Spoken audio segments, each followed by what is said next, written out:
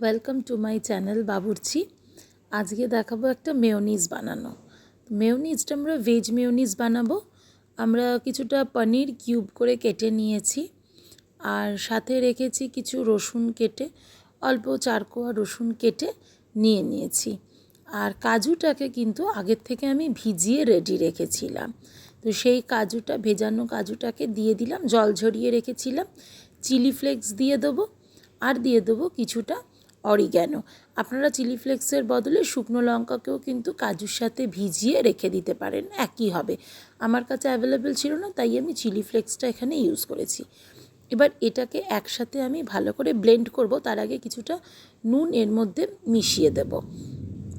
নুন মিশিয়ে দিয়ে এর মধ্যে আমরা কিন্তু কোনো রকম কোনো তেল বা জল আগের থেকে কিন্তু কিছুই ইউজ করব না। এরপর আমরা দিয়ে দেবো কিছুটা টক দই।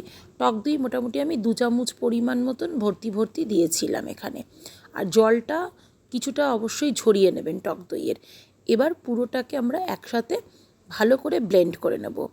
ব্লেন্ড করা হয়ে গেলে যদি মনে হয় ফাইন পেস্ট হয়নি, তো আর একবার ভালো করে চালিয়ে নেবেন, দেখবেন একদম ভালো পেস্ট হয়ে যাবে। তেল বা জল কিছুই কিন্তু মেশানোর দরকার পড়বে না। এবার মেয়োনিজটাকে আমরা ঢেলে নেব একটা বাটির মধ্যে। দেখুন, খুব সুন্দর সিল্কি, একদম ঘন কনসিস্টেন্সির কিন্তু হোমমেড ভেজ মেয়োনিজ আমাদের তৈরি হয়ে গেল।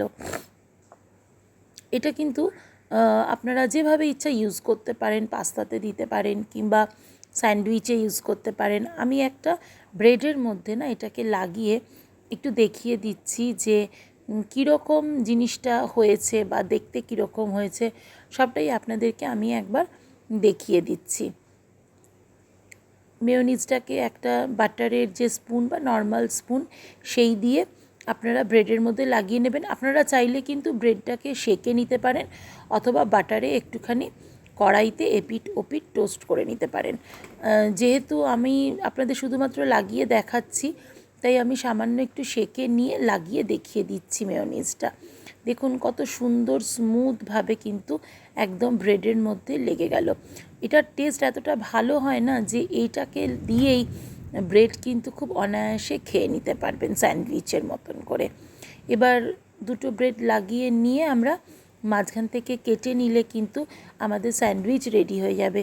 এটা যদি ঘরে বানিয়ে রেখে দেন, এটা ফ্রিজে রেখে দিলে 1 সপ্তাহ তো আরামসে চলেই যাবে। আর আমার মনে হয় তার বেশি রাখার দরকারও নেই, যেহেতু এতে কোনো প্রিজারভেটিভ বাইরের থেকে মেশানো হচ্ছে না। 1 সপ্তাহ ঠিক আছে, আবার ফ্রেশ বানিয়ে নিলেই হবে। এটা বানানো থাকলে কিন্তু বাচ্চাদের টিফিনটা খুব অনায়াসে ঝটপট বানিয়ে দিয়ে দেওয়া যায়। আর এতে পনির আছে বলে যথেষ্ট প্রোটিন রিচ হয়ে গেল।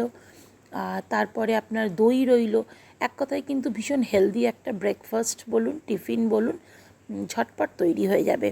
আপনারা অবশ্যই ট্রাই করবেন, আর আমাকে কিন্তু কমেন্ট করে অবশ্যই জানাবেন এই মেয়োনিজ বানানোটা আপনাদের কেমন লাগলো। ততক্ষণ অবধি টাটা।